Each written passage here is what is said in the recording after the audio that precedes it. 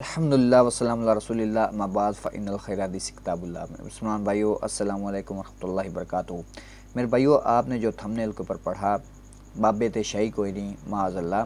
میں سمجھتا ہوں اس بات میں کوئی دو رائے نہیں ہے کہ باب شیعی کوئی نہیں کہنا اولیاء کرام کی صراحتاً گستاخی ہے۔ صریحاً یہ گستاخی والا معاملہ ہے کہ اولیاء کرام اعظام کے بارے میں یہ بات کی جائے کہ باب شیعی کوئی نہیں۔ لیکن میرے بھائیو، استاد محترم انجینئر محمد علی مرزا صاحب اور ان کا کوئی بھی اسٹوڈنٹ کبھی بھی اس بات کو اون نہیں کرے گا کہ وہ یہ کہے کہ باب شیعی کوئی نہیں۔ تو یہ کیا وجہ ہے کہ جب استاد محترم انجینئر محمد علی مرزا صاحب یہ جملہ بولتے ہیں کہ نبی کے جیسا ہے ہی کوئی نہیں، باب شیعی کوئی نہیں، نبی صاحب ہے ہی کوئی نہیں، تیرے بابے تھے شیعی کوئی نہیں، یعنی تیرے بابے اللہ رسول کے مقابلے پہ، ہمارے مقابلے پہ نہیں، ہم تو اپنے سے مقابلہ کرتے ہی نہیں، ضرورت ہی نہیں ہمیں کروانے کی۔ تو ان کے خلاف جو ہے وہ گستاخی کے فتوے لگائے جاتے ہیں اور یہ کہا جاتا ہے کہ انجینئر بزرگوں کا گستاخ ہے، اولیاء کرام کا گستاخ ہے،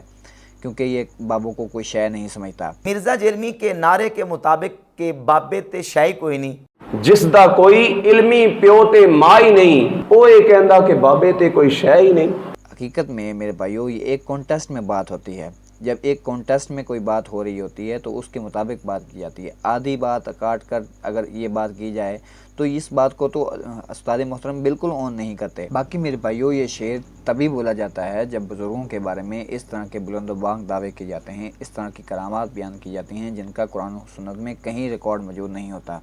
باقی میرے بھائیو، نبی کے جیسا ہے ہی کوئی نہیں، باب شیعی کوئی نہیں۔ جب نبی صلی اللہ علیہ وسلم کی تعلیمات قرآن و سنت کے خلاف جا کر جب بزرگوں کی تعلیمات، بزرگوں کے دعوے اور بزرگوں کی کرامات بیان کی جائیں، تب یہ بات کرنا جو ہے وہ ٹھیک ہوتا ہے۔ باقی میرے بھائیو، بزرگ جو ہیں وہ ان کے دعوے اور ان کے کرامات اور ان کے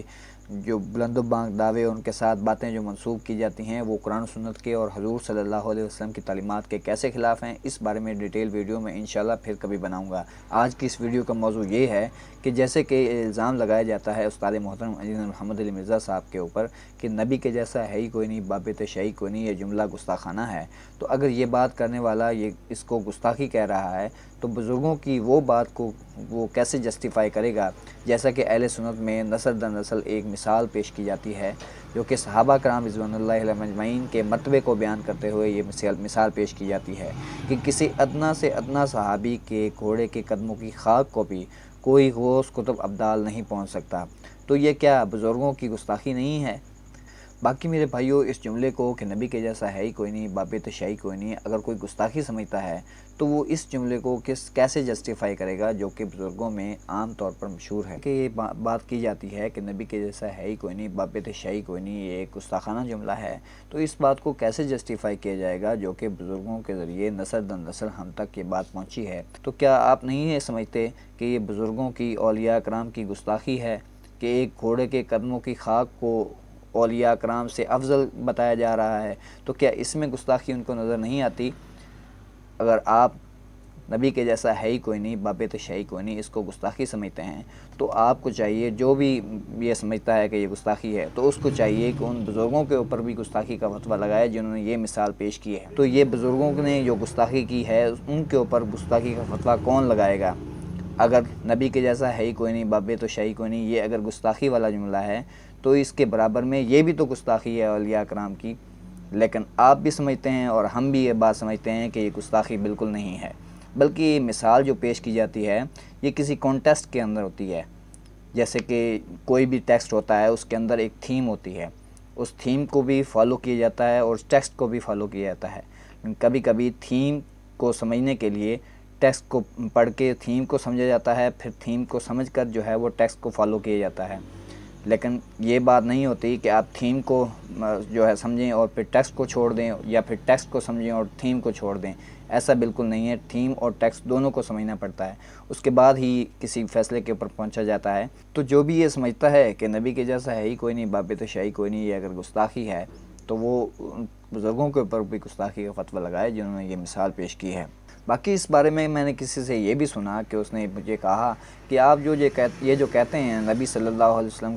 کے جیسا ہے ہی کوئی نہیں اور باب شیعی کوئی نہیں، یہ آپ نبی صلی اللہ علیہ وسلم کی آڑ میں اولیاء کرام کی گستاخی کرتے ہیں، یہ نبی صلی اللہ علیہ وسلم کی آڑ لے کر آپ گستاخی کرتے ہیں۔ تو میں نے ان سے معصومانہ سوال کیا کہ بھائی، آپ یہ جو مثال پیش کرتے ہیں، یہ جو مثال بزرگوں کی لکھی ہوئی مثال پیش کرتے ہیں، نسل در نسل جو چلتی آ رہی ہے، صحابہ کرام رضوان اللہ علیہم اجمعین کے بارے میں جو مثال ہے،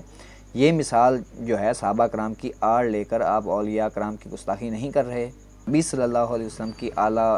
ذات اور بابرکات ذات کے مقابلے پر اگر ہم کہیں کہ باب شاہی کوئی نہیں، تو یہ جملہ آپ کے نزدیک گستاخانہ ہے۔ تو صحابہ کرام رضوان اللہ علیہم اجمعین کے مقابلے پر اگر آپ بزرگوں کو، غوث کتب ابدال کو اگر کہیں کہ وہ جو کہ آپ کے بنائے ہوئے غوث کتب ابدال ہیں، ان کو کہیں کہ یہ کوئی شے نہیں ہیں، ایک ان کے گھوڑے کے قدموں کی خاک کے بھی برابر نہیں ہیں، یہ کیا گستاخانہ جملہ نہیں ہے؟ آپ لوگ اپنے بزرگوں کے اوپر گستاخی کا فتویٰ کب لگائیں گے؟ جو میرا بھائی یہ سمجھتا ہے، مسلمان بھائی، کہ نبی کے جیسا ہے ہی کوئی نہیں، باب تو شاہی کوئی نہیں، یہ ایک گستاخانہ جملہ ہے، تو وہ ان بزرگوں کے اوپر بھی گستاخی کا فتویٰ لگائے اور بولے کہ وہ لوگ گستاخ تھے جنہوں نے اولیاء کرام کی گستاخی کی ہے، اور وہ لوگ، وہ بزرگ، وہ اولیاء کرام جو آپ کے بنائے ہوئے غوث کتب ابدال ہیں،